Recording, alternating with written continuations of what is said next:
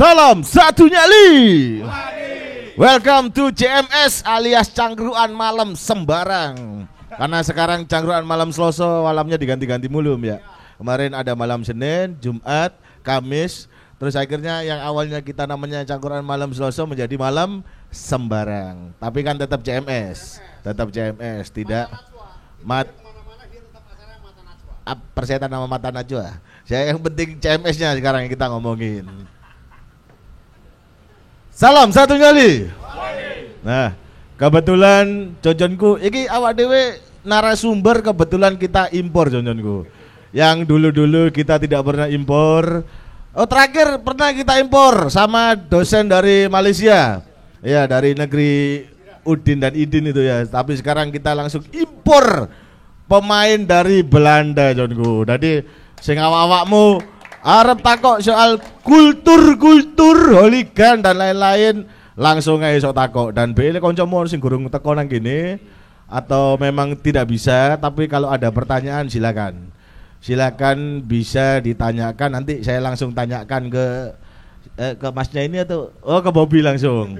Intinya tentang sepak bola Belanda silakan tanyakan. Gak usah takok nomor telepon, capek saya nanggepinya. Oke. Dan kebetulan di sisi kiri saya sudah ada narasumber kita, yaitu adalah Bobby Onen. Tepuk tangan semuanya. Yang sisi sana siapa nama Anda? Ya, nama Anda siapa? Wah, ini orang tua, sudah tua nyusahin lagi. Enggak. Nama Anda siapa? Karen. Oh, keren. Waduh, angel aja Mas. Anda terlalu British nama Anda itu. Gak bisa diganti apa? Bisa ada sepiannya. Kemarin Ignacio diganti Bambang. Saya masih ingat. Ignacio diganti Bambang. Anda dipanggil Mamat gitu nggak mau? Jangan Mas. Ya, jangan. Iya, terlalu down ya. Habis dari Karen to Mamat itu jauh gitu loh.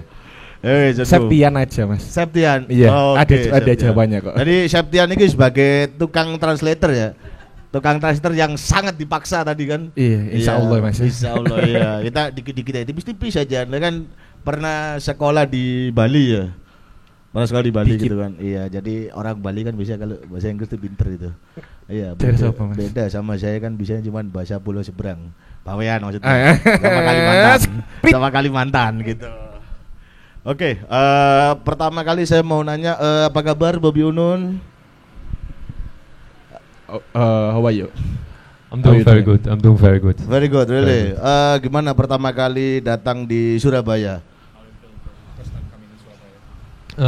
It feels very good. It's like coming home. My family has lived here. My grandparents married here, so to be here and being in the place that they used to live is a blessed feeling and a good feeling. Ngerti? Nggak ngerti, makanya itu ada di sini. Sorry. Itulah kenapa Anda di sini, Jonko. Saya sih tahu ya, cuma kan teman-teman saya tidak bisa bahasa Inggris. Jadi dia sangat senang karena dulu kakeknya tinggal di sini gitu. Jadi dia sangat senang karena bisa di sini gitu. Oke. Sebelumnya bisa ceritakan tidak bagaimana kamu bisa mendapatkan darah keturunan Indonesia? Can you tell us about the Indonesian blood from you? Like what your Indonesian blood? Yeah, from your grandfather or something. This story, man, really. So my father is Indonesian. My grandparents were born in Indonesia. My grandma was born in Banda Aceh in Sumatra, and my grandpa was born in Sidoarjo, and they met in Surabaya. Oke, berarti papanya dia itu orang Indonesia, terus kemudian kakeknya juga orang Indonesia. Oh sorry, ya orang Indonesia dan neneknya juga ini Aceh. Yeah, Aceh, grandma Aceh. Oke. Oke, neneknya dari Aceh, terus kemudian kakeknya dari Sidoarjo, gitu. Pasti ada yang nanya, ikut Darjo Gang Piro Mas Uno. Coba tanyakan serius. Saya pertama kali ketemu dia ada yang nanya Darjo Gang Piro, Cak. Pasti begitu. Where you live in? Which district? Which district? Your father in Sidoarjo. It's been so long ago that we don't know where he was born or where he lived. We only know it in Surabaya and in Malang. but we don't know where he lived in Sidoarjo because it's so long ago. Oke, jadi nggak pernah tahu yang di Sidoarjo, tapi dia tahu kalau misalnya terkait alamat yang di Surabaya dan juga yang di Malang, kayak gitu. Oh, berarti saudara-saudara dia masih ada di sini ya? Yeah. So your family, you have still a family in Surabaya, in Malang, or in Sidoarjo? Not anymore. Everyone moved to the Netherlands with us. But they always told a lot of stories about how living was in Surabaya, in Sidoarjo, that they had a very nice time and that they wish they could go back. But they had a new life, so we started a new life in the Netherlands. But they always told me many stories from their childhood. Oke, jadi keluarga Bobby udah nggak ada di Indonesia, jadi semuanya pada sudah balik ke Belanda. Cuman keluarganya sering menceritakan terkait di Surabaya itu kayak gimana, terus kemudian di Sidoarjo seperti apa gitu. Jadi itu yang membuat dia tahu terkait Surabaya, khususnya Surabaya dan Sidoarjo seperti itu. Oke, Bobby, apakah ada teman-teman lain di Belanda yang punya keturunan darah Sidoarjo? Apa kamu mengenalnya mereka di sana? You know your friend, you have a friend like you from the Indonesian people from Sidoarjo? Not from Sidoarjo, but I have a lot of people in the Netherlands that I see as family. They are all from Surabaya. Oke, jadi dia kalau dari Sidoarjo nggak ada, tapi kalau misalnya teman-temannya dia yang emang keturunan dari Surabaya ada seperti itu. Waduh, berarti dia ini termasuk ini ya, langkah ya, dilindungi nanti. Langka, the only one from dari Sidoarjo blood. Karena emang saya waktu di salah satu akun sepak bola, nggak usah namanya Bola First, memang yang terkonfirmasi emang dia sih yang di Sidoarjo, dan memang tidak ada konfirmasi lagi beberapa yang bermain di klubnya Belanda dan dari Sidoarjo itu hampir nggak ada. Tapi bisa ceritakan sedikit tentang pengalamanmu sebagai pemain sepak bola dari dulu sampai sekarang. Okay, can you tell us your experience playing soccer from the past until now? Soccer, Anda Amerika ya? Football, no soccer. Amerika Anda soccer itu. He said to me soccer. This thing is football. Okay, football. Sorry. football. We're now America. Okay, sorry. So it started very young. I started when I was 2 years old. Oh, dari umur 2. Together with my father. So we started training in the garden behind our house. Okay. Small drills, doing some exercises. I started playing football when I was 5 at a club. And after a couple years, I went to NAC Breda. It's a professional club in the Netherlands.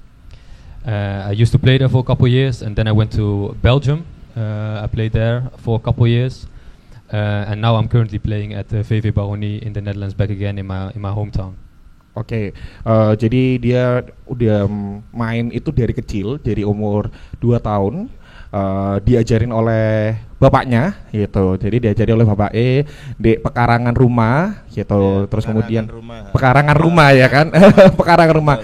Ya berarti rumahnya lebih luas ya dari rumah saya karena ada pekarangannya. Sama rumah saya juga tempat di kanan.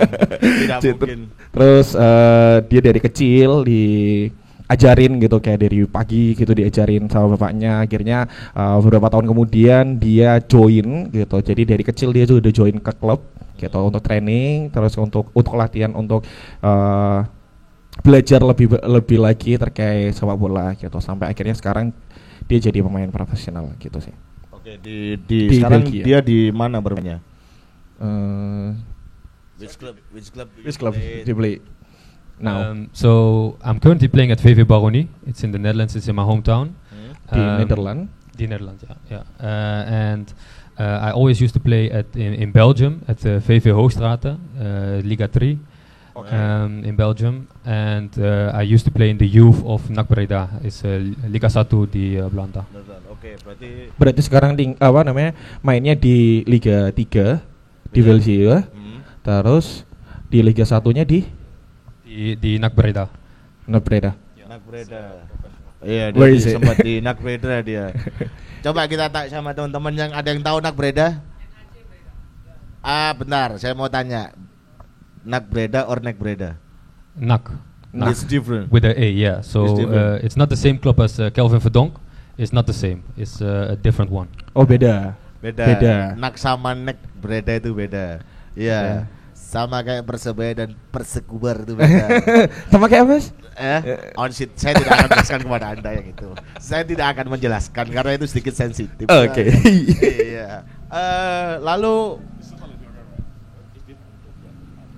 ya apakah kamu mengetahui tentang sepak bola Indonesia khususnya Surabaya atau Jawa Timur? Yeah, do you know about football in Surabaya, especially in Jawa Timur, in East Java?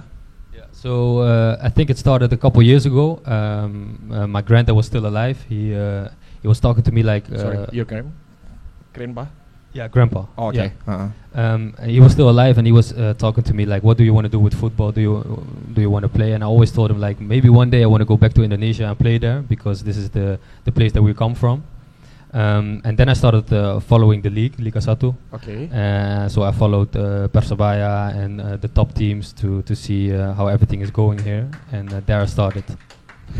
Sorry, sampai ngeblank aku. Jadi sebelum kakeknya ndak ada, itu dia ditanyain beberapa tahun lalu, ditanyain sama kakeknya kayak kamu pengen pergi kemana gitu untuk lanjut ke karirmu, mau pergi kemana? Ternyata dia pengen balik ke negaranya gitu karena sempet tadi juga cerita gitu kan bahwasanya dia sangat Indonesia sekali gitu. Jadi dia pengen balik ke negaranya dia karena dia punya darah Indonesia, jadi pengen balik ke Indonesia dan dia carilah itu dia lihat terkait Liga 1 dan juga terkait Persebaya gitu. Berarti akhirnya salah satu klub yang dicintai termasuk Persebaya ya. So itu mic Oh difungsikan. sorry. Itu kan mic bisa difungsikan. Oke, sorry mas. Oke. Iya. Jadi sudah sewa mic tadi. Oke, sorry mas. Gak terbiasa. Jadi iya, dia salah satu klub favoritnya gitu. Ya, Persebaya gitu. Hanya dua manusia yang saya kenal di Indonesia, yang di Belanda ya, yang juga Persebaya. Pertama Rick Baker, kedua dia. Kenapa kamu sampai harus memilih Persebaya untuk jenjang karirmu ke depan? Apakah klub ini menjanjikan ataukah memang kamu punya janji dengan kakekmu untuk bermain di sini? Yeah, why you choose Persebaya? You have like a promise to your grandpa, or you just feeling if Persebaya have a good for your career? So two things basically. Two things. Ada dua. First of all, is the Surabaya is the city where my grandparents met. Oke, jadi pertama karena Surabaya adalah tempat pertama kakeknya bertemu dengan neneknya gitu. Iya. Jadi ini tempat kakek neneknya cinlok Surabaya. And then the second one. Yeah, so for example, today we went to the old church and the old house where they lived. So it's very special to me to see those things. And when I started looking more to the club Persebaya, I saw the fans, I saw the stadium, the support. I couldn't imagine. I never knew that it was so big over here. And when I saw the fans in the stadium, I said, "No, this is something that I want to experience myself." So I always looked at Persebaya during the years. So it would be an honor to play there one day. Oke, jadi kakek neneknya itu tinggal ketemu di sini dan menikah di sini, gitu, di Kepanjen, di gereja Kepanjen, gitu. Dan dia tahu bahwasannya juga menikah di situ, gitu. Terus akhirnya dia juga cari-cari Persebaya itu seperti apa. Ternyata waktu dicari Persebaya, klub yang cukup besar, gitu, cukup besar di Surabaya, di Indonesia terutama, dan dia lihat bagaimana gilanya fans dari Persebaya itu sendiri, gitu kan, the atmosphere crowdnya orang-orang Persebaya, fansnya fanatik itu, gitu, dan dia merasa bahwasannya dia menjadi suatu kebanggaan kalau memang bisa gabung di Persebaya, gitu, karena emang bukan hanya dari klubnya aja tapi dari supporternya itu cukup apa ya kalau bilang fanatik, iya. Gitu, cukup fanatik. Ya benar, memang kita itu fanatik ya, tapi tidak edan. Tidak ada. Jadi saya tidak khawatir Anda mau ngomong ke arah sana, Bung. Jangan. Oke. Iya, jangan. Tapi melihat sekarang ya, apa kamu melihat perbedaan di antara sepak bola Indonesia dan juga sepak bola di Belanda? Apakah lebih bagus di Belanda ataukah di Indonesia? For now, you say there's differences. The football Indonesia and Netherlands. Yeah. Betul. Yeah, differences, man. Yeah, I think there are a lot of similarities. I think the support, when you look at the big clubs in the Netherlands, the support and looking at the support that Persebaya is receiving is almost the same. I'm a big supporter of Feyenoord Rotterdam, and they also have a large fan base. So I see a lot of similarities. It's also that in the Netherlands we have a lot of kids that are playing football, a lot of teams that are providing academies for the team. So maybe that is currently like the difference, that we have a lot of facilities in the Netherlands to provide for youth players. But looking at the support and how everything is arranged, like broadcasting, it's very similar. Oke, jadi kalau misalnya tanyain perbedaannya, ternyata kalau misalnya dari supporter sih kurang lebihnya sama gitu. Jadi karena mereka juga cukup fanatik juga terkait mendukung dari timnya. Terus kemudian dari kecil juga mereka juga belajar sepak bola juga. Kalau misalnya kita ngomong masalah fanatiknya, kemudian apa namanya, bagaimana supporternya mensupport klubnya, itu kurang lebihnya sama. Cuman bedanya terkait ya pasti fasilitas lah gitu. Jadi kalau misalnya di sana fasilitasnya emang jauh lebih baik lah, kayak gitu aja sih. Ya, gitu. Diakuin atau tidak memang jauh lebih baik ya daripada di Sudan kali ya. Iya. Saya nak ngomong negeri ini bahaya juga. Loh, siapa yang ngomong? Nah itu kan direkam ya. Oh iya. Takutnya kayak teman saya kemarin kasusnya, makanya saya bandingin antara Belanda dan Sudan Selatan, Bung. Kadang memang agak beda gitu. Tapi jika dia akan bermain di Belanda nantinya, klub mana yang akan dipilih, khususnya di tim pertama, di kasta pertama? First league, I mean. If you play in Netherlands, what the club you will be choose in the first league? Oh, that's very easy for me. That is Feyenoord Rotterdam. That's I was born in a Feyenoord jersey when I was like 2 days old. The colleagues of my dad is also a Feyenoord supporter. They gifted him a Feyenoord jersey and they put it on me. So I was born like a Feyenoord fan. So if I would choose, I would play for Feyenoord. Feyenoord Rotterdam. Itu yang akan dipilih oleh apa namanya, Bobby, karena emang dari kecil gitu sudah dicekokin lah kasarnya sama bapaknya gitu. Jadi kayak tunjukin karena bapaknya juga salah satu fansnya juga seperti itu. Karena juga tinggal di situ, lahir di situ ya. You're born in? I was born in Breda, but it's like half an hour, 40 minutes from Rotterdam. Oke. Jadi emang dari kecil berarti dia diinikan sama bapaknya, karena bapaknya emang salah satu fans juga, fanatik juga. Gitu. Oh, jadi bapaknya emang fans klubnya Feyenoord tadi. Iya. 40 menit dari kotanya. Dari kotanya dia. Oh, bar kata lek wong Gresik senengane Persebaya ngono lho. Kan gak ado. Sama gitu. Tapi kalau misalnya melihat Feyenoord sekarang ya, dia kan kotanya Rotterdam tuh. Apakah ada perbedaan dengan Surabaya yang sama-sama ada dam-damnya nih, ada bendungan gitu. Oke.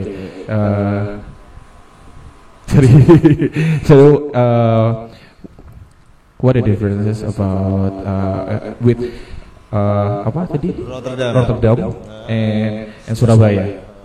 The differences or similarities? The differences and similarity. Oh well, for me looking now, it's my first time in Surabaya. Okay. So what I already see is that it's a harbor city. It's around at the sea, so it's at the ocean, and that's also in the Netherlands. It's also located at the harbor. It's a very big city, and the people are workaholics. They work a lot. They are fair people. And the similarity is definitely that I think that I've been told, and the people that I meet here, is that they are fair people, good people. So definitely that is something that is similar. Oke, kalau misalnya perbedaan tadi dari ini apa namanya, karena di sana juga negara yang pelabuhannya juga cukup besar gitu, jadi orang-orangnya juga ada perbedaan dari Surabaya dan juga di Belanda gitu. Tapi untuk pesawatnya tadi, sorry for the similarity. It's located at the ocean. Oke. Jadi karena sama letaknya ya, karena sama-sama di Laut. laut dekat pantai Dekat gitu. pantai, ya. Jadi ya Surabaya dekat pantai, di sana juga banyak pantai, banyak lautan. Sama tadi orang-orang juga workaholic sana. Iya, kalau di sana juga workaholic Kerja banget. semua. Berarti di sini Ya sama lebih doyan santai. kerja. Hah? Sama juga doyan kerja. Wah, Oke. kita masih miskin butuh pekerjaan. Oke. Tapi ini kamu dari kapan berada di sini dan mau sampai kapan di sini? Kira-kira. When you come to Surabaya and until when you will be in Surabaya? I arrived on this Friday. Oke, datang kemarin Jumat ya. Yeah. And I'm leaving on Wednesday. Oke, berarti baliknya Rabu besok gitu. Berarti just a week, right? Less than a week. Berarti hampir 1 minggu ya. Hampir satu minggu. Setelah dari Surabaya itu sudah ada kegiatan apa aja dia di Surabaya tadi? Oke, where you schedule in Surabaya? Iya, I mean like from you come to Surabaya. So the first day I met with my big friend over here, Pandu. Okay. He picked me up and we went to the Persebaya fan store. Oke. There I met Tony as well, and it was a very warm welcome. So we spent the first night at the Persebaya fan store, and from there today we went looking for the old house of my family, to the church. Oke, jadi kemarin gitu datang ya langsung dijemput sama Bang Pandu dan juga Tony untuk diajak ke Persebaya Store gitu. Jadi dikenalin lah lebih dalam lagi terkait Persebaya. Lebih gitu. tepatnya kita culik gitu. Diculik, diculik ternyata. Terus hari ini tadi dia menyusuri apa namanya alamat keluarganya dulu gitu. Jadi tadi sempat ke alamat yang diberikan. Jadi tadi tinggalnya itu di daerah apa namanya Taman Kepanjen. Taman Pekalongan. Ya. Oke, Taman Alongan. Oh iya. Kepanjen mulu. Lupa Iya, tadi Taman namanya. Alongan itu dekat sama Kepanjen. Jadi keluarganya dulu tinggal di situ, kakeknya tinggal di situ. Terus kemudian tadi pergi ke apa namanya gereja Kepanjen. Kalau misalnya emang nggak tahu gereja Kepanjen ini, gereja Santa Perawan Maria. Gitu. Jadi kakek neneknya dulu nikah di situ dan kebetulan dapat menemukan berkasnya juga. Menemukan berkasnya. Iya, jadi dia punya foto, tahun 1954. Jadi pernikahannya tanggal 7 Desember tahun 54 dan kemudian kebetulan tadi di sana tanya terus kemudian katanya bisa untuk melihat arsip nikah gitu, apa namanya catatan pernikahan. Ternyata waktu di ini juga ketemulah tadi ada catatan pernikahan kakek neneknya masih ada juga di situ gitu. Jadi tadi Gak ada mas. Gak ada atas nama kentung. Itu yang heckling tuh Om Tony itu, bukan saya. Jadi habis dari apa namanya melihat sejarah dari keluarganya, terus ya hari ini malam ini di sini. Oke, Gitu berarti sih. malam ini langsung bablas ke CMS. Blast ke CMS. Oke, tapi apakah kamu nantinya ada keinginan untuk pergi ke Sidoarjo, dan jika memang ada keinginan, apa yang akan kamu lakukan di Sidoarjo? You wanna go to Sidoarjo, and if you go to Sidoarjo, what you gonna do in there? What you want to do there? Yeah. I definitely want to go to Sidoarjo. That was also the main goal to come here. I wanted to see Surabaya and Sidoarjo because my family is from here. So I would love to go and see the stadium at Deltras. Okay. Because I'm a football player and I will always love football. So getting the opportunity to see a stadium is always nice. But I just wanna walk around, experience everything there. I've never been there. I've only driven past it 2 years ago when I drove to Malang because I was going to Bromo. So I just want to visit, experience everything, and just walk around like my family did. Oke. Jadi kalau misalnya emang dia apa namanya? Ya dia mau juga ke Sidoarjo, soalnya emang itu juga salah satu sejarah kehidupannya dia gitu. Jadi nggak hanya alasan dia kesini kan bukan hanya di Surabaya aja tapi juga di Sidoarjo gitu. Dan terakhir dia ke sana itu cuma lewat aja. Jadi waktu ke Bromo dia cuma lewat aja Sidoarjo. Jadi belum pernah explore. Jadi kalau misalnya emang ada kesempatan dia ke Sidoarjo, dia mau explore terkait Sidoarjo dan terutama stadionnya gitu. Karena emang dia pemain sepak bola, jadi tetap pengen explore ke stadionnya Deltras Sidoarjo. Berarti kalau dia lewat aja itu sempat lewat Lumpur Lapindo atau tidak ya? Bisa coba tanyakan. Ya, kali aja gitu. Orang terakhir kapan dia ke Sidoarjo? You pass Sidoarjo like 2 years ago, right? Yeah. When you go to Malang, Bromo. Yeah. You've been past Lumpur Lapindo. Yeah. How does it? Mud flood. You know Lapindo, right? You know Lapindo, right? No. Okay. It's the mud flood, man. The biggest disaster in Sidoarjo, man. I haven't seen it. Okay. You didn't know about that? Really? You didn't know about the mud flood? Yeah, tahu. You know it? Yeah, okay, I know so, it. Okay, you just explain it. Explain that. Sorry, but I can explain it. Kenapa kita bahasa Inggris semua ini berarti nggak ngerti nih bahasa orang-orangnya gini.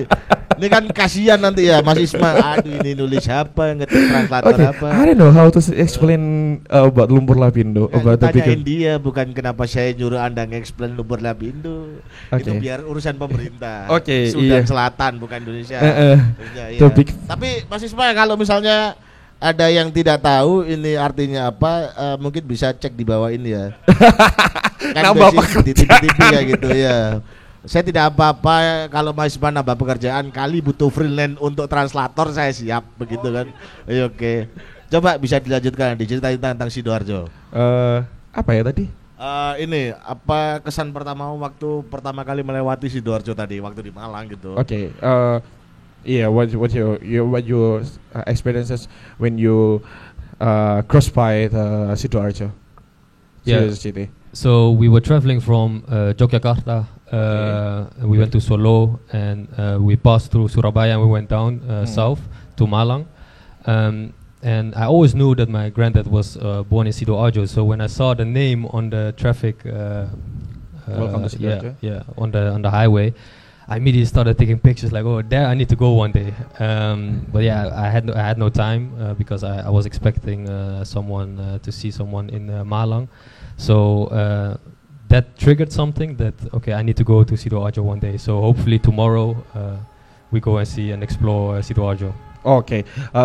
Kayaknya kenapa Mas nggak ngerti Lumpur Lapindo? Soalnya lewat tol. Oh betul. Iya, jadi dia kemarin waktu ke Malang itu dari Solo, gitu. Jadi dari Solo terus kemudian sempat singgah di Surabaya, baru pergi ke Malang untuk pergi ke Bromo kayak gitu. Dan dia hanya melihat bahwasannya waktu di tol dia tuh melihat kayak tulisan Sidoarjo dan itu dia langsung bergumam kayak oke, aku pengen nak Sidoarjo gitu. Jadi kayak aku harus nih pergi ke sana. Harus gitu pergi ke Sidoarjo. Karena tempat lahir kakeknya. Oke. Gitu. Itu dia doyan kayak lontong Kupang sebenarnya. Have you tried lontong Kupang? No, not yet, but I hear many stories about it. So. Oke. Berarti ono lismane, Mas. Aku wedine tak kayak lontong Kupang keracunan iki, Bang. Serius. Gak apa obat kok, Mas. Apa itu? Degan. Iya, degan. Degan itu. Oke. Tapi kan karena dia ini pemain sepak bola ya, aku lebih pengen ngulik tentang sepak bola sih nanti.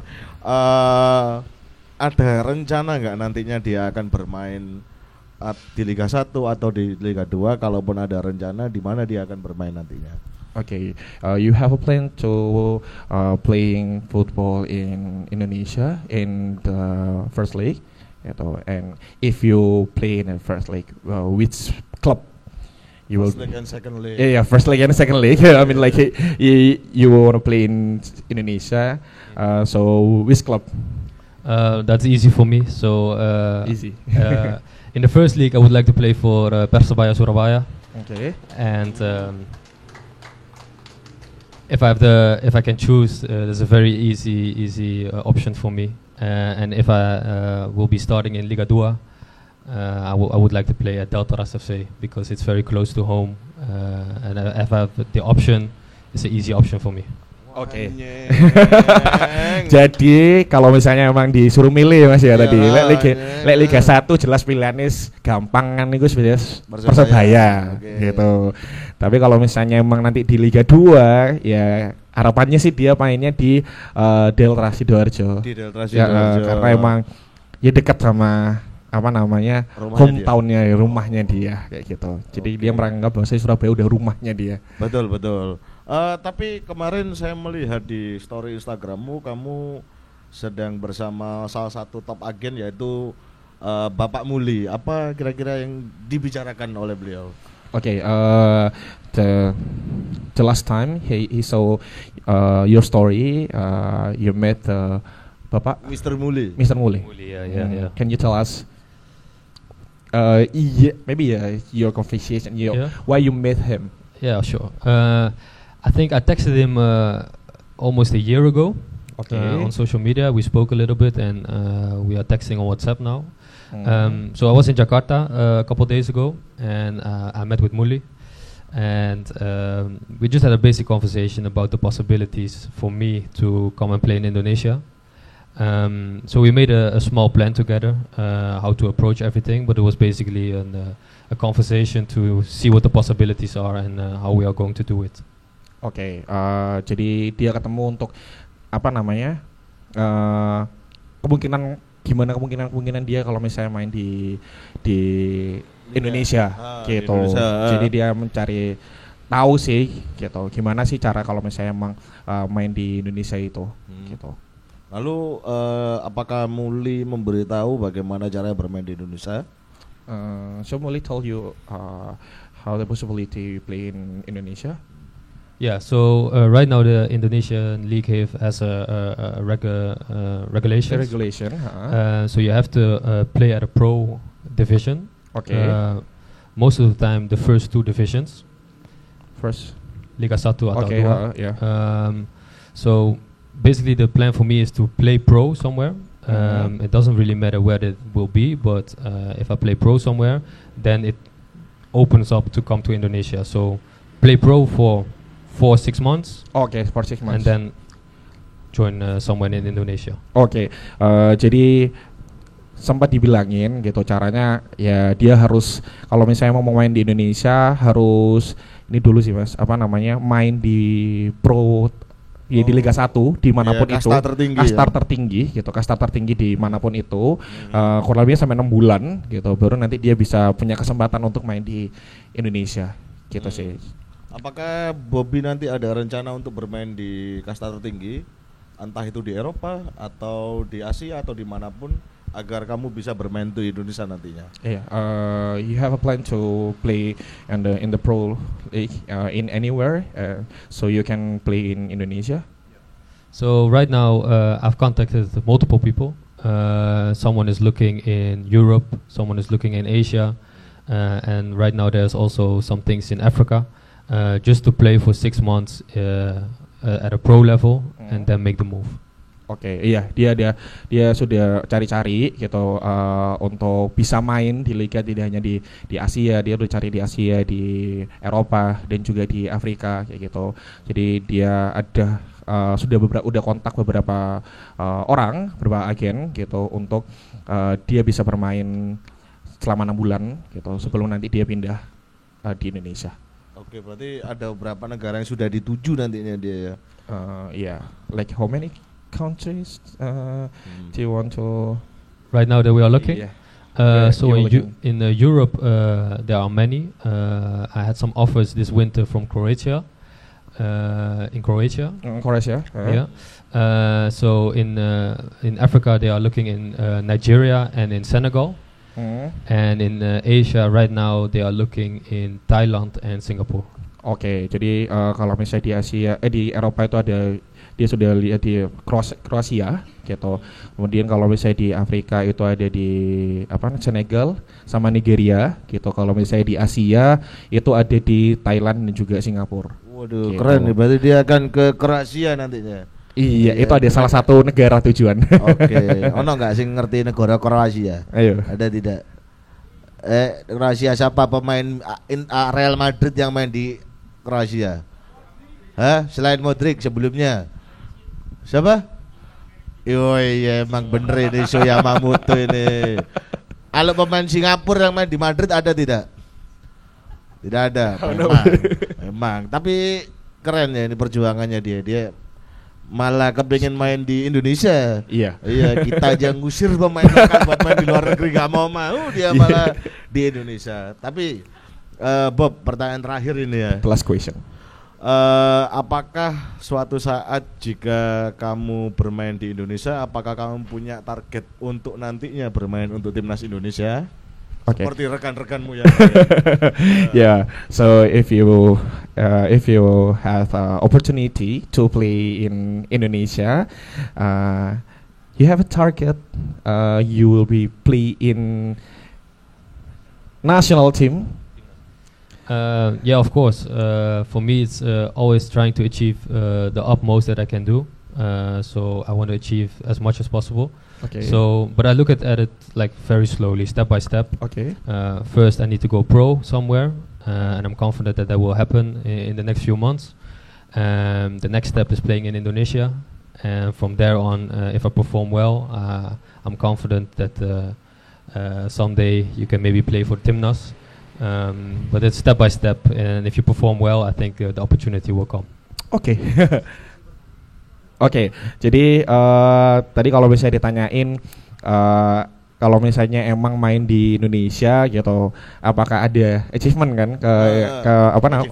Achievement pengen ke timnas kayak gitu kayak teman-teman yang lain gitu. Ya pasti ada gitu. Tapi untuk dia sendiri tadi nyampein dia pengen ngelakuinnya kayak pelan-pelan aja gitu, maksudnya ngikutin alur aja, nggak pengen terburu-buru. Yang jelas untuk ya plannya dia yang tadi udah disampaikan, dia pengen ini dulu main di Pro Liga, di Liga 1 di daerah lain selama 6 bulan tadi, terus kemudian harapannya dia bisa main di Indonesia gitu, dan kalau memang dia bisa bermain cukup baik gitu, dia harapannya juga pengen main di timnas seperti itu.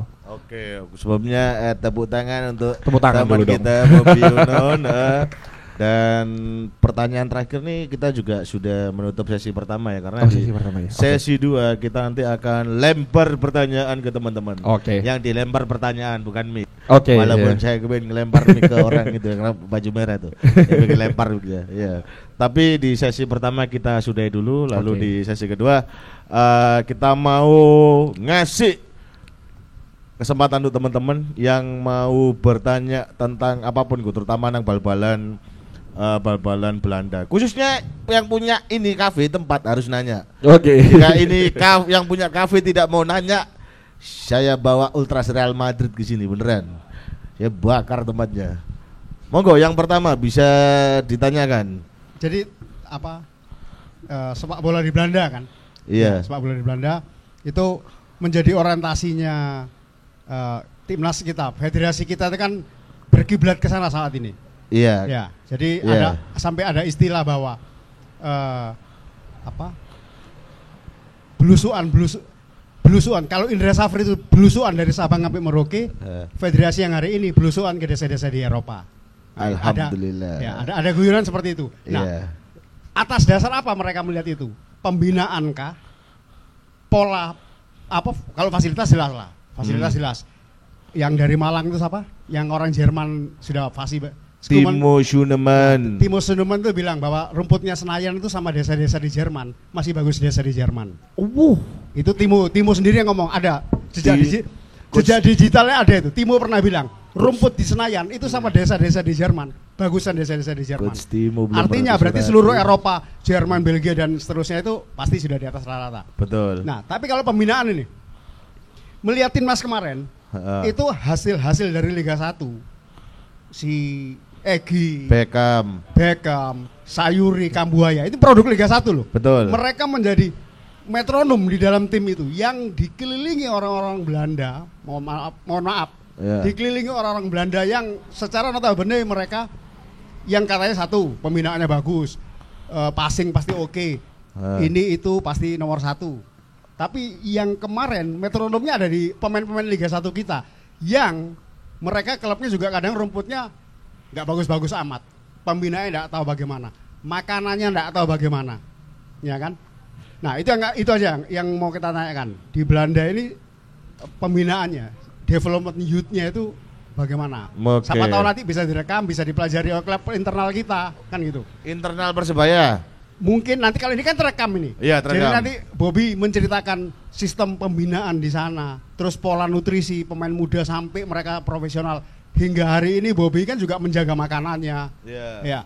Walaupun Bobby masih main di Liga 3 aja menjaga makanan, betul, apalagi betul. di Liga 1 kan gitu. Kopi aja dia tidak mau ya. Nah, apalagi Kopi tidak mau. Apalagi kalau dia sudah main di era divisi kan gitu. Iya, iya. Ya, seperti itu. Jadi youth-nya, pembinaannya itu, terus bagaimana polanya, menjaga nutrisinya, latihannya bagaimana, itu aja. Oke, John, translate kan. Translate-nya. Oke. Lebih ke ini enggak sih? Lebih kayak tell us about the development, athlete development in Netherlands. Yeah. I mean the schedule, when you will be sleep, when you will be training, what you eat or something. Yeah, can you tell us about your? Okay, you have to detail, man. So perlu detail. Yeah. Let's start with the schedule. So from a week, 7 days, I train 12 times a week. 12 times. Okay. 12 kali. So I train 5 times in the gym, and then you train twice with the club. Okay. And 3 times individual with other players. Oke, berarti ada schedule-nya selama seminggu ini 12 kali, 12 time, jadi 12 kali gitu. Terus kemudian 5 kalinya individu. Oke, jadi 5 kalinya ini individu, terus kemudian 2 kalinya dengan timnas. Oh, dengan timnas. Iya. Oke. Dengan tim, timnas. Iya, timnas. Oke, timnas nasional, bukan ya. Dengan timnya. So that makes 10, and then you have a game in the weekend, and I go like recovery run. Oke, jadi yang 10-nya campuran, gitu. Campurannya ada, one time you have a game, and one time I go recovery, like running. Oke, jadi di mix, jadi mixnya ini 1 kali main, 1 kali recovery gitu. Jadi selama 10 kali seperti itu. Jadi so rest is very important if you're training 12 times a week. So rest is a big part. I see rest basically as training. Okay. So rest is very important, and also the food, because food helps you recover. So I try to eat no junk food, no bad things. Oke. Jadi kalau misalnya disampaikan sama Bobby, yang paling yang sangat penting gitu, lebih tepatnya istirahat itu, recovery itu penting, sangat penting sih buat mereka gitu. Jadi bukan hanya saat latihan, tapi saat istirahat. Jadi bagaimana istirahat ini juga mempengaruhi dari permainannya juga gitu. Jadi istirahat itu juga semacam latihan gitu. Jadi untuk recovery itu juga sangat penting. Dan tadi untuk makanan gitu. Jadi makanan tadi kalau misalnya disampaikan, makanan kan sangat penting buat mereka. Jadi benar-benar harus dijaga, terutama kayak nggak makan junk food gitu kan. Jadi sangat-sangat, kalau misalnya makanan jelas lah, kalau misalnya mau buat atlet manapun itu tetap makanan yang harus diprioritaskan, harus hati-hati gitu terkait makanan. Berarti gitu. dia minum bir tidak? Is drinking? No. No, Bahkan dia tidak minum bir. Oh, itu termasuk di level usia dini nggak, dia tidak boleh minum bir? Oke. Sorry. Okay, the schedule is from the beginning, from the youth, the younger age, or from the professional one. No, this is a schedule that I made myself. Oh, so, this is schedule from you. Yeah, okay. Because in my mind, if you want to become pro, you have to do the same thing as the pros are doing. So. Oke. Jadi itu tadi schedule pribadinya dia. Gitu. Jadi mungkin karena emang setiap tim kan juga beda-beda untuk terkait pengaturan schedule gitu, tapi pengaturan jadwalnya. Tapi untuk dia punya jadwalnya itu sendiri gitu. Jadi dia sudah buat jadwalnya itu sendiri buat dia, gimana dia mematuhi terkait schedule apa tadi jadwalnya sudah dia buat itu sih. Okay, but in youth development in Netherlands, I mean like you just training by on field or you training too tactical in the class or just training on the field. I mean in youth development in Netherlands. So we have like different trainings. The first training of the week is most of the time just intensity. So recover from the game, but also get the blood running. So a lot of games, 5 against 5, 6 against 6. And later in the week, we often are focused on the match and also on the opponent. So if we know we are playing an opponent who is a little lower in the league, they expect us to make the plays. So we train for positioning, training on finishing. And if you play against a better team, the game plan is a little different. So the training on Thursday, Friday is often focused on the opponent of the weekend. Okay. Berarti emang ada dua dia. Iya. Ada dua. Jadi ada dua apa namanya pelatihan. Gitu. Jadi ada dua pelatihan. Yang pertama memang pelatihannya di lapangan. Untuk fokus apa tadi? Fokusnya tadi apa? Enggak, bukan. Bukan yang dia kayak ke tim pribadi. Kayak kalau di Indonesia itu peningkatan V2O Max kalau untuk ini. Ya, jadi ibarat kata kayak trainingnya dia untuk otot gitu. Masa otot. Tapi nanti ada beberapa waktu dia harus di kelas untuk belajar taktik. Ya kayak nonton video tadi ya. Gimana tadi? Yang untuk belajar taktik. So about taktik you go into class and then learn something about video or something. Yeah, so most of the times on Friday we get sent a video of the last game. We analyze everything, and then they show us opportunities for the next game.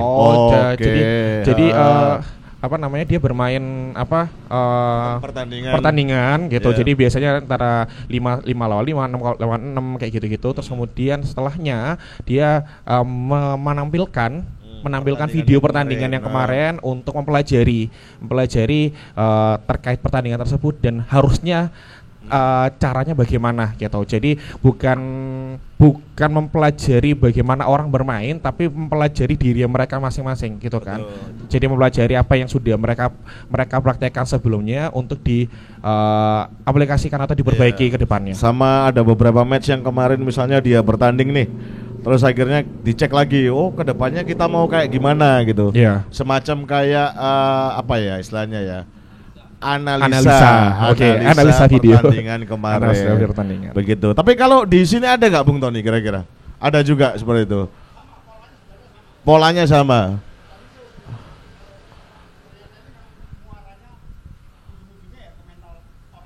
Enggak, itu show bisa dipercaya nggak omongannya?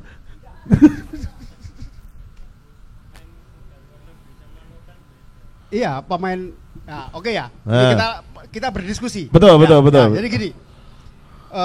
Dutra itu pernah cerita. Dutra pernah cerita. Ini di Brasil. Ya, di Brasil. Dia bilang bahwa setiap pebola di Brasil itu mereka punya target usia. Ya, target usia.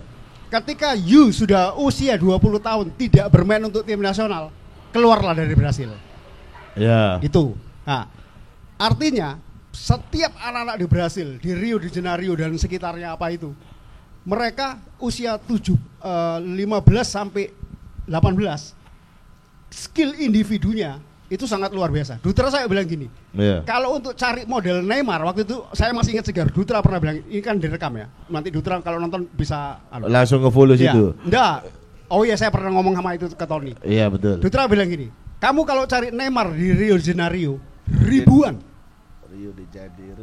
ribuan kamu bisa ketemu Neymar.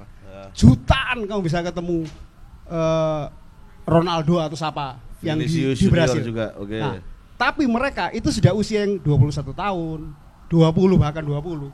Tidak ke tim nasional. Segera angkat kaki dari Brasil, cari, atau kalau kamu memang sudah usia 20 tahun, jadilah pegawai negeri. Jangan main bola. Mereka punya target. Itu orang Brasil. Nah, kembali lagi yang Su bilang bahwa soal makanan atau pola latihan. Brasil itu mungkin aku nggak tahu infrastrukturnya mereka bagaimana bisa melahirkan pebola. Kalau kita tahunya kan di pantai-pantai Brasil tuh di jalan-jalanan ya mereka bermain bola sangat. Nah, artinya memang skill itu sejak sampai konon ada cerita bahwa setiap bayi laki-laki lahir di Brasil, mereka berdoanya itu jadilah pemain bola yang baik dan benar. Untuk berguna bagi bangsa dan negara, jadilah pemain bola. Konon seperti itu di Brasil. Nah, kembali ke yang tadi So bilang bahwa bedalah pemain mudanya Eropa sama Indonesia. Oke, kalau secara postur beda. Usia 18 kita sama usia 18 sana kemarin Piala Dunia U17 tahu sendiri. Lihat pemainnya Polandia apa itu, bongsor-bongsor. Nah, tapi skill belum tentu. Iya kan, belum tentu. Karena tadi kalau lihat Bobby menerangkan pola latihannya banyak individunya. Persebaya itu punya klub internal yang dia tuh punya kelas sendiri untuk latihan taktikal. Ada kelas untuk belajar taktikal. Baru ke lapangan. Nah, di Belanda tadi kan Pandu sempat tanya, apakah ada kelas gitu juga? Ada. Nah, baru nanti diterapkan di. Nah, ada. Bobby menerangkan bahwa orang-orang anak muda-muda di sana itu mereka banyak mengambil ilmu secara individu, menguatkan masa ototnya sendiri, menjaga pola makannya sendiri, bukan dilatih oleh timnya kan gitu. Nah, artinya kalau diadu orang per orang, toh timnas kita kemarin metronomnya alumni Liga 1, yang kita nggak tahu Egy juga mungkin makan rujak cingur, kita nggak tahu, tapi dia menjadi metronom. Beckham yang juga makan cilok mungkin, tapi dia menjadi metronom bawa Bandung juara 2 kali. Nggak kalah-kalah amat, ya kan? Nah, ini yang kita harus diskusikan itu sebenarnya. Bedanya Belanda sama kita. Soalnya timnas kita hari ini, federasi terutama, mengkultuskan sekali sama Belanda. Mohon maaf, mereka mengkultuskan. Kenapa enggak cari dari Liga 1 itu? Ya, seperti itulah. Kurang lebih seperti itu. Oke, lanjut. Iya, memang tadi udah dijelasin sama dia sih, Om. Mungkin yang ngebedain karena keinginan kali, Om ya. Mungkin karena keinginan ya. Iya, tapi kalau mungkin ini kalau boleh izin menjawab, Om ya. Tapi kan tadi kan dia menceritakan tentang dirinya sendiri dan beberapa pemain yang ada di sana tuh juga fokus sama diri sendiri. Berarti kan artinya emang keinginan, kemauan dan memang tekad yang membentuk pemain ini akan menjadi pemain apa nantinya gitu. Nah, mungkin masalahnya ada di kita itu seperti itu kayaknya. Kadang kita terlalu gampangin gitu loh. Ada juga banyak pemain yang saya temui sering gampangin gitu. Maksudnya gampangin dalam artian hal iki rezekiku ngono. Intine aku main nang kene iki rezekiku ngono. Ya tapi kalau misalnya performamu elek ya rezekimu entek sesuai kan akhirnya begitu. Ya itu. Ada yang mau tanyakan lagi, So? Kalau menurut Bobby selama jadi pemain bola, pemain panutan atau favorit di sepak bola Belanda itu siapa, dan gaya bermain favorit itu berkeinginan seperti siapa? Kayak Rijkaard atau Bergkamp atau Ruud Gullit? Iya. Kayak itu Van Bokkering. So favorite player.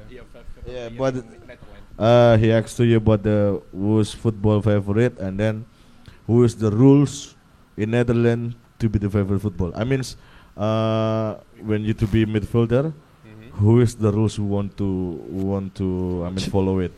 Yeah, look at in the Netherlands, the players. I mean. So my favorite player when I was growing up was Neymar, because what that guy is doing is unbelievable. How he goes past players is crazy. It's not normal. But looking at my position at midfielders, I always looked at Luka Modric. Yeah. And in the Netherlands right now, he has also Maluku blood. My coach always says that I look a little bit like him, like the playing style is Tijani Reinders. Oh, Tijani Reinders.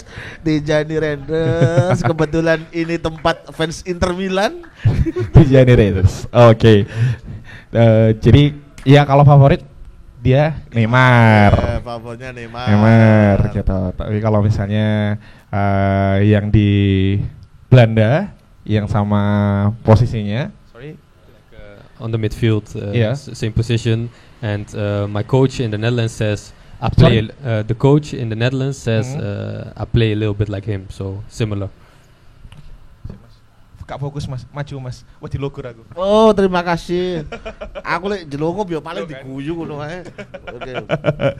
Ya apa. Dadi hitungane Luka Modric. Yeah. Oke. Jadi kalau misalnya posisi yang sama dia panutannya Luka Modric. Untuk posisi yang sama. Posisi Tapi yang kalau sama. untuk rulesnya di pemain Netherlands tadi Tinjani Readers. Iya. Iya, tapi sebenarnya kalau dia tuh sukanya Neymar karena Neymar ku skillnya wapi rek. Iya. Skillnya Jadi, bagus gitu. Mana? Enggak katanya ya gak masuk akal. Iya, gak masuk akal skillnya. Sama saya juga gak masuk akal lihat Neymar itu juga. Terus kalau di posisi tengah katanya pelatihnya mirip ini ya, Luka Modric. Luka Modric. Oke. Ada pertanyaan lagi, monggo. Tadi teman saya menanyakan bahwasanya tentang sepak bola wanita. Apakah kamu punya cerita tentang sepak bola wanita di Belanda begitu? Yang bisa kamu ceritakan kepada kita? Okay. Do you know? Can you tell us about the female football in Netherlands? My friend. Yeah, your friend and what you know. Okay. Okay. So it's starting to grow a lot. Because the females, it is a rule now that all teams need a female team to within their club. So all pro clubs are starting to get their own female team, and they're also starting to play in the stadium of the men. Oh, oke. Jadi sekarang untuk tim-tim di sana ada apa namanya? Tim ceweknya juga. Oh, ada tim ceweknya juga. Jadi Iya. Liga Pro Liga. wanita ada di sana. Dan dia juga kadang main trainingnya juga sama cowok. Oh, berarti mainnya dicampur untuk latihan. Mix what? Mix between women and male and female. The training? Yeah. Oh no, it's like sometimes when the stadium is available. Oke.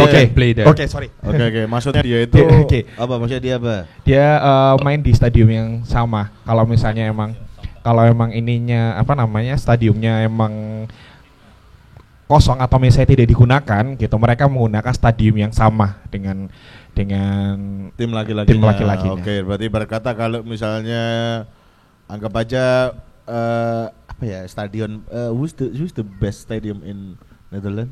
The Kuip. Huh? The Kuip van Feyenoord.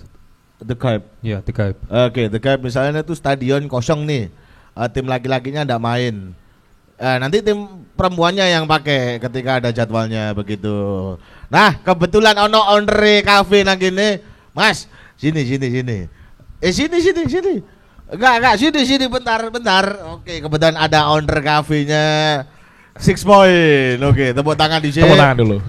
Tepuk tangan, saya ngasih dia satu kesempatan untuk bertanya. Temenan, pengen main nang Persibaya temenan lah. Iya, emang kena boleh misalnya temenan. Ojo Mas. Lu kagak isu naik. Waduh, rek kau siap-siap yo, jalali. Enggak go bensin, go iku ya. Ada kerusuhan nang ngene. Oke. Iya. Temenan ya kira-kira. Pengen main nang Persibaya. Iya, lek misalnya temenan apa jawaban? Zaman ya apa harapan? Yo, semoga manajemen ngurungokno. Oke, that's good one. Tepuk tangan kita, plus. Oke. Here I ask you, did you really want play in Persebaya? Yeah, definitely. I think the most important thing is as a footballer is you want to play, and then you look at the things around playing, and if you see the stadium, all the facilities here, and the fans. We were driving around Persebaya in Surabaya today, and you see all the Persebaya flags. I was stunned. I was like, I've never seen this before. Everywhere where I'm driving, I see flags of Persebaya. It's amazing. Oke, tepuk tangan dulu dong. Ya, emang tahu artinya apa? Tahu artinya apa? Tidak tahu kan? Maka jangan tepuk tangan dulu. Coba diartikan. Oke, jadi kalau misalnya ditanya temenan dah gitu. ya temenan gitu. Kenapa? Karena ya selain dari dia tim yang besar gitu, dilihat juga dari kalau misalnya kita ngomong stadion juga, stadionnya di sini cukup besar juga, kedua di Indonesia juga kan.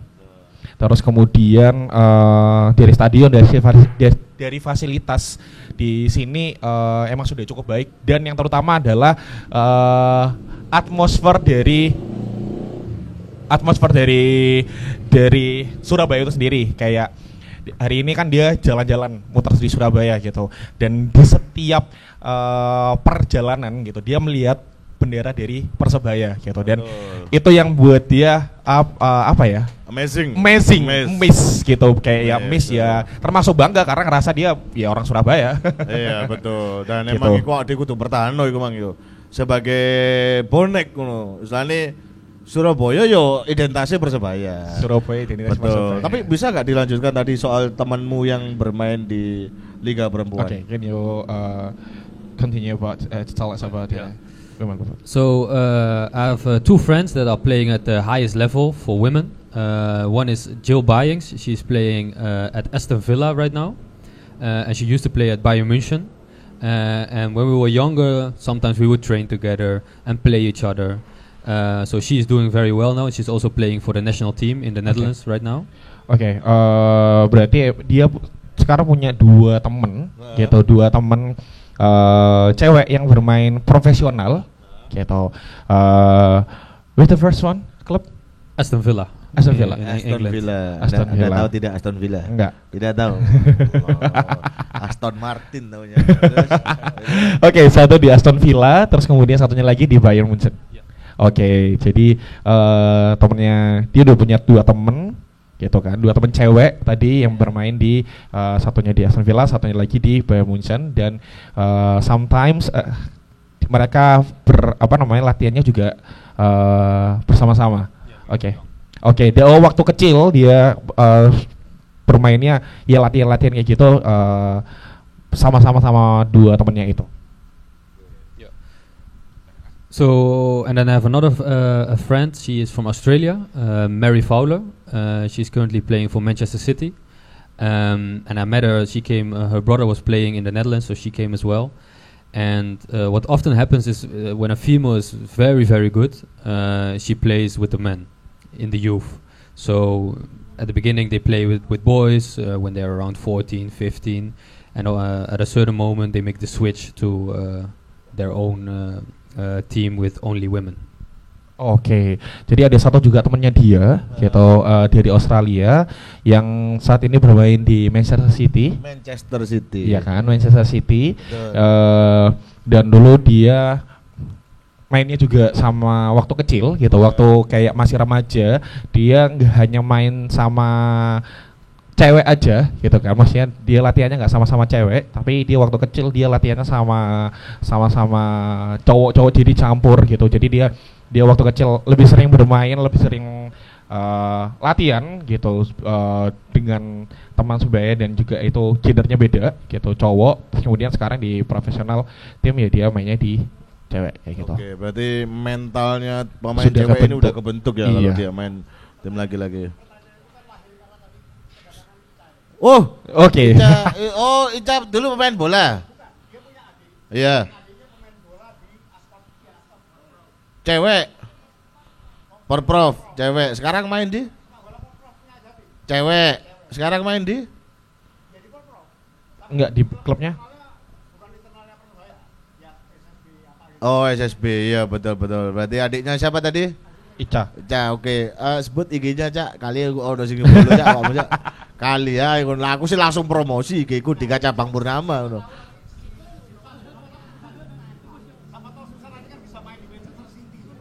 Oh iya, kita doain pasti. Amin. Tapi tidak di Manchester City ya, karena the best club in Manchester tetap United. Ya, Manchester is right.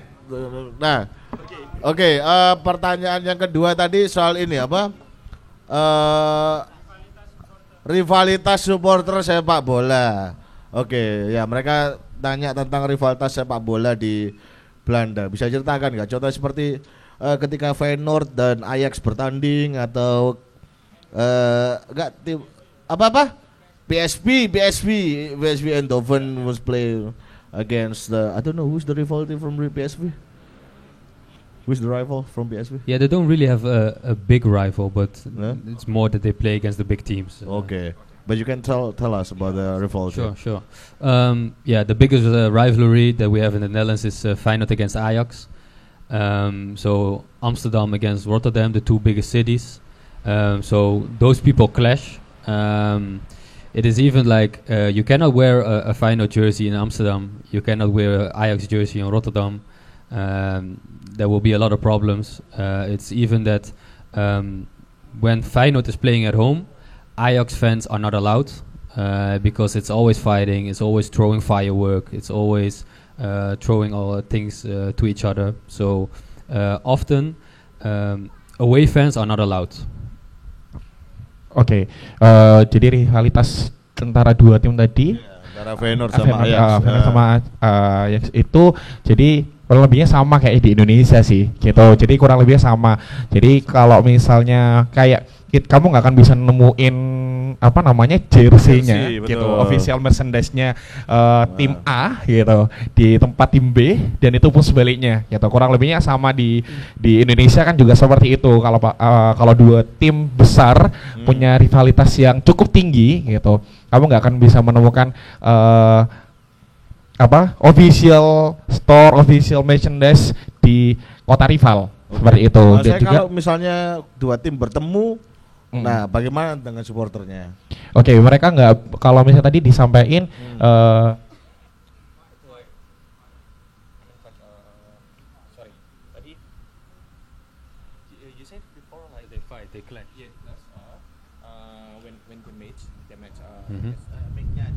oh sorry. Okay, I forgot. You said it before when they class. You said the other team not allowed to go to the other team. Yeah. So there have happened too many incidents during those games. So for example, Ajax was playing in the stadium of Feyenoord, and Ajax scored, and then all the fans started throwing things. They threw a lighter for cigarettes, and it hit a player's head, and it was bleeding everywhere. So Feyenoord has now around the field like coverage nets that no one can throw anything. So everyone is watching through a net. Sorry, I don't get it. Maksudnya kalau misalnya sebelum match itu pasti akan berantem. Bahkan sampai ada pembatas di stadionnya mereka. Ada batas kan tadi kan, ada pembatas. That nets inside this tribune or in the outside tribune? It's in between the tribune and the field Oh, to protect the players. I mean, inside stadium. Okay. Because otherwise they start throwing things. Oke, jadi di sana itu ada ini net protector yang notabene nanti takutnya pemainnya dilempar sama botol ya, kalau tangga sebelah kita kan batu. Nah, jadi takutnya untuk melindungi pemain mereka biar gak kena lemparan botol. Ingat ya, botol ya, tetangga sebelah kita kan batu gitu. Oke, jadi tadi bilang rivalitas mereka ini cukup tinggi gitu, sampai di mana kalau misalnya ngomong kejadian cukup banyak kejadian yang terjadi gitu. Maka kalau misalnya mereka main tandang gitu kan, jadi tim lawan ini pasti akan di cover gitu, di cover untuk menghindari supporter melempar atau mencederai dari pemain itu sendiri. Iya betul. Gitu. Dan itu di Indonesia sudah diterapkan ya Pak Isma ya. Anda sebagai polisi gimana Pak? Sudah diterapkan kan? Sudah diterapkan pengamannya. Ya jelas lah kalau Surabaya itu mulai dari level masyarakat, supporter, kepolisian, pemerintah sudah bekerja sama. Akhirnya aku memuji kepolisian. Oke, pertanyaan terakhir ya, last question. Don't know. Ada yang mau nanya terakhir? Last question. Terus last question. Gak ada, tapi ada tadi satu teman saya tadi nanya di Instagram. Bentar, saya bukain. Bobby, how old are you, man? How are you? Yeah, I'm doing good. I'm feeling blessed to be here with everyone. It's a warm welcome. So, how old are you? How old? Yeah, let me see. I'm 24. 24. 24. Yeah. Still single? Single. Single? Yeah. You don't want to looking girlfriend in here? No. No. Why? No. Why? The women in Indonesia why? First the career. Oh, just for the career. Okay. Mohon maaf ya kalau cewek ada yang ngasir dia, mohon maaf tidak ada yang dia fokus karir dulu. Biasa seperti pria-pria omong kosong lainnya. Kan kayak gitu. Seperti siapa itu? Saya dulu begitu. Oh, oke. Ya, saya dulu begitu. Padahal saya tidak ada duit buat ngajakin makan.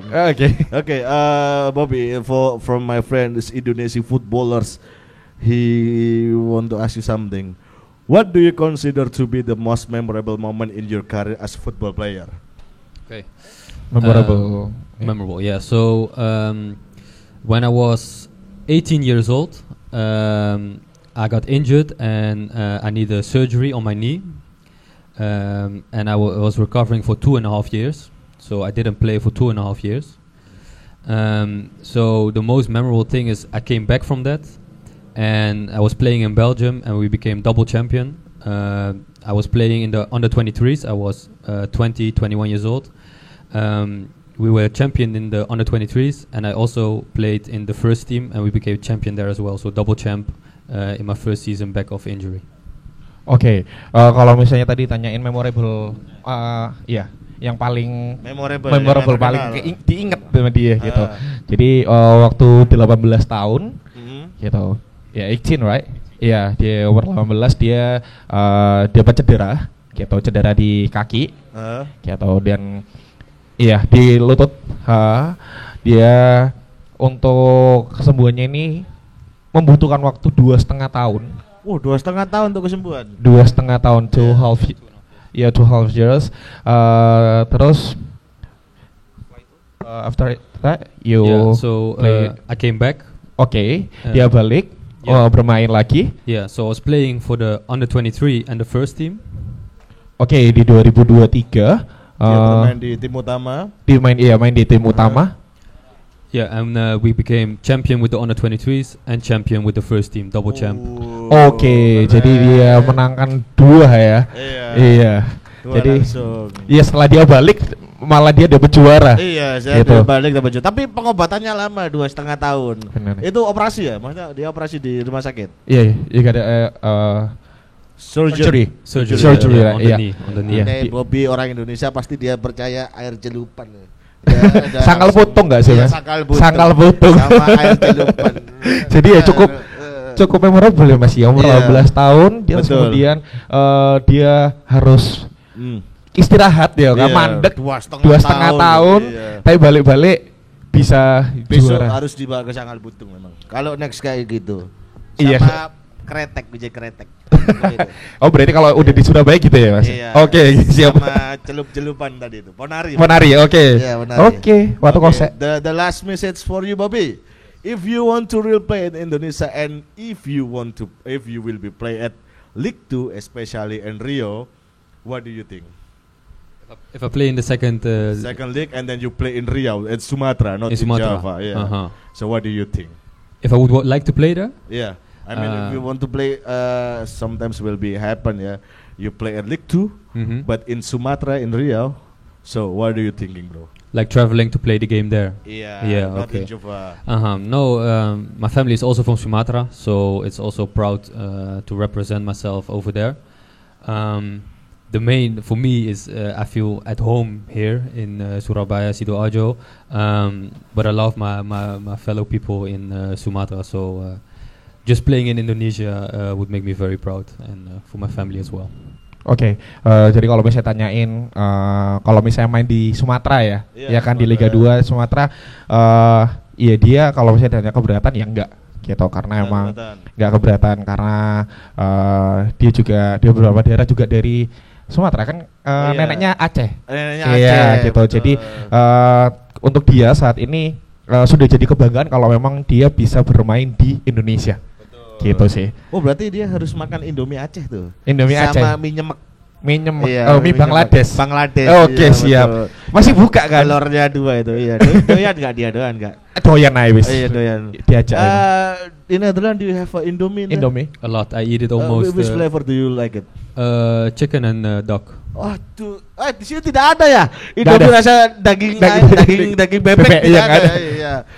ya pokoknya Indomie harus bikin lah daging bebek sama rujak jingur ya. Ya memang kan tidak ada. Gado-gado gak?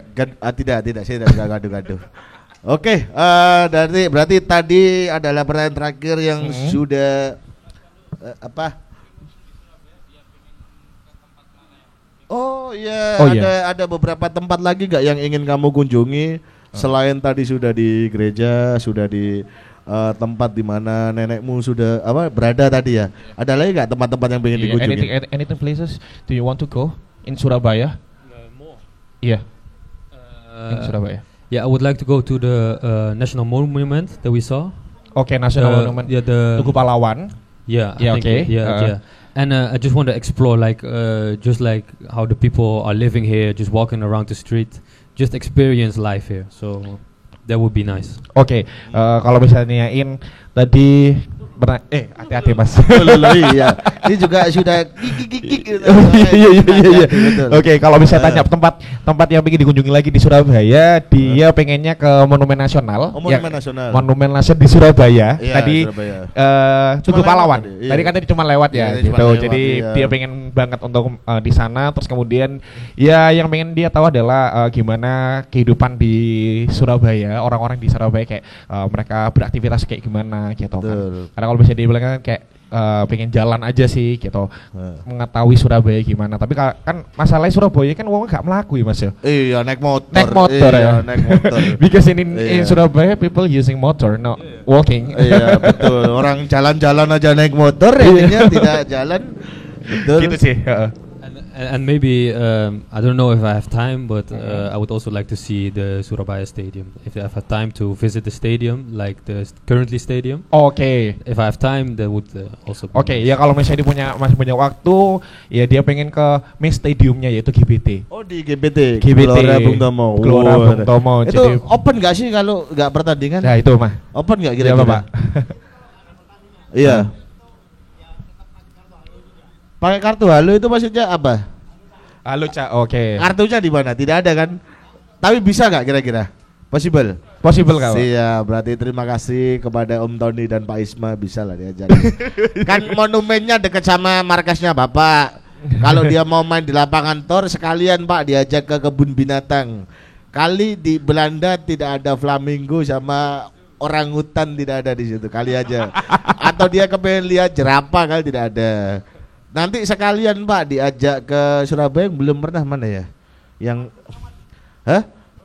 ya ke Suramadu boleh atau ke mana? Ampel, oke.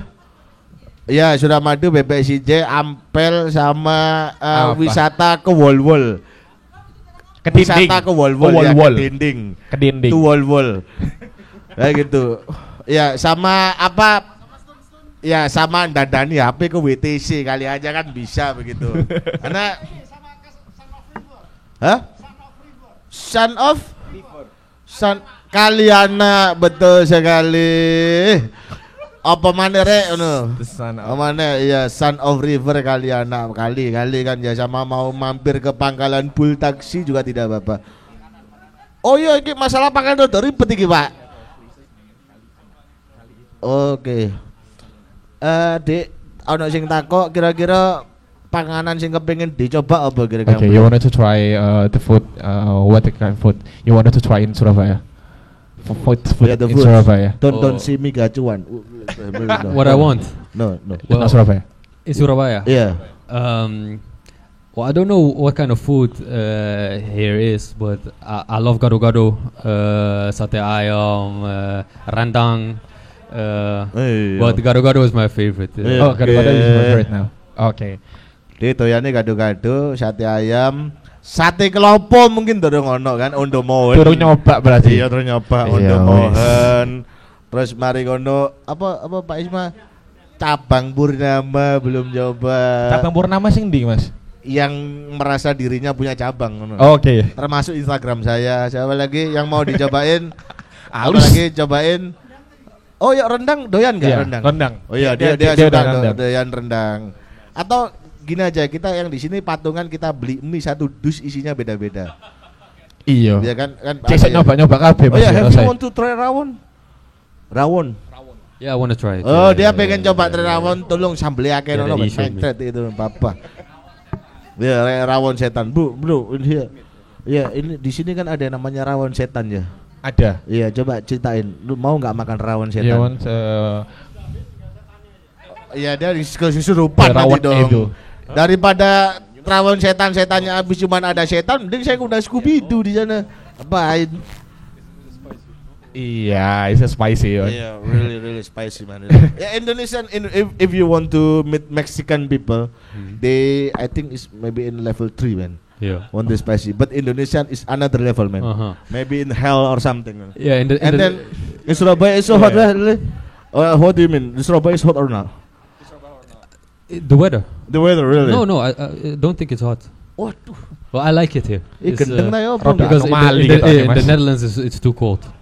It's too Oh, cold. di Netherlands dingin. Dingin, tapi di sini jadi kayak terlalu panas, Mas. Enggak terlalu panas. Iya. Enggak sadar dia, belum sadar. Pak Isma menit. Betul, Pak. Menit Senin sampean gowon di nang Tugu Pahlawan kek nang tengah-tengah mateng iki wong temenan. Apa? Jam piro iku, Mas? Jam piro iku? Jam 12 karo jam 1. Oke. Iku wis mulai panas, polusi ngumpul dadi siji, Pak. Oke, masuk. Selesai temenan. Nitip Mati Bapak ke ya. rumah sakit iyo. Kono Pak ya, titip Pak ya, titip Pak. Sekalian koso ya mutu titip Pak kandang no pisan. Kali butuh no. Oke. Ya pokok terakhir ya, terima kasih kita ngomong. Terima kasih untuk Bobby yang sudah Thank you hadir very di much, Indonesia. Yo tepuk tangannya brother. Thank you so much. Tuh be ada yang ngimpor narasumber. Besok kita ngimpor narasumber dari mana? Planet lain. Saborono alien nang gini. Bekasi berarti. Ya? Bekasi. Ya, Bekasi kan Lo pernah- bukan orang sini ya? Lo bukan orang sini ya? Makanya ngomongnya Bekasi gitu. Ya? Neples. Siapa? Oh iya, kita juga akan ngundang teman dari Napoli ya. Situ tuh di Napolian ya. Oke. Sebelumnya mari kita berdiri bareng-bareng, kita nyanyiin Song for Bride. Salam satu nyali. Wani.